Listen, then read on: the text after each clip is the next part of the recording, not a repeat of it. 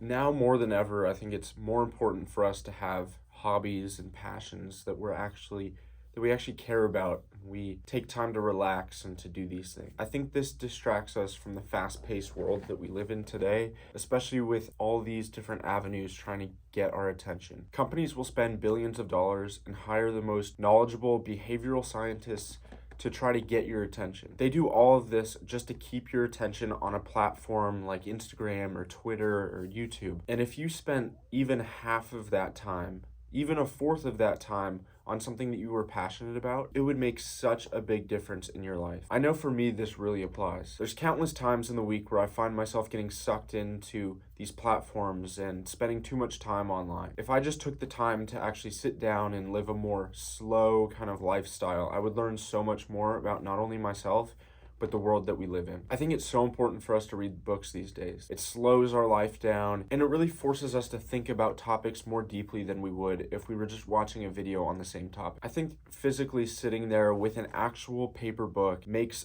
all the difference in the world. For me, I spend about an hour every day just reading. I think this grounds me a lot, and it definitely makes me think about topics that I would never have thought about. I think we need more hobbies and passions like this. For example, I've gotten into gardening a little bit this last year. You have to be really patient with gardening, and there's a lot to learn. For me, everything that I'm growing has been from seed, and there's so much that I've learned along the way. For example, I've grown my tomatoes from seed this year. I've never really done this before, and I've learned this year especially that the time of year you start is probably the most important thing. For me, I started growing my tomatoes in April, and this was a little bit too late for the climate that I'm in right now. And that's something that's really special about gardening. There's these little minute details that you may miss your first year, but once you've made that mistake, you get to learn and prepare yourself better for the next year. And this is something that doesn't take up too much time either. All you have to do is remember maybe once or twice a week to water your plant. That's about it. Something else I've learned with gardening is I was planting papayas from seed as well. I was growing them in the same pot that I was growing the tomatoes in, and they weren't sprouting for like the first 2 months. And then I put the pot outside in the humid summer air. After about a week or two, hundreds of papaya sprouts started coming out. And this is something that I've never really thought about very deeply until that happened. Thinking about those papayas coming up only under the right circumstance kind of reminds me of myself a little bit. It's almost a metaphor for life. Things do well in the right circumstance, but you won't know that unless you've been there before or get really lucky. It's these little nuanced things that you learn like that during your little passion projects and your hobbies that you pick up over the years. And it's the metaphors for life that you make and you see year after year that really make that difference for you. Plus, these are also very relaxing hobbies for me to do. After work, I can just sit down and relax,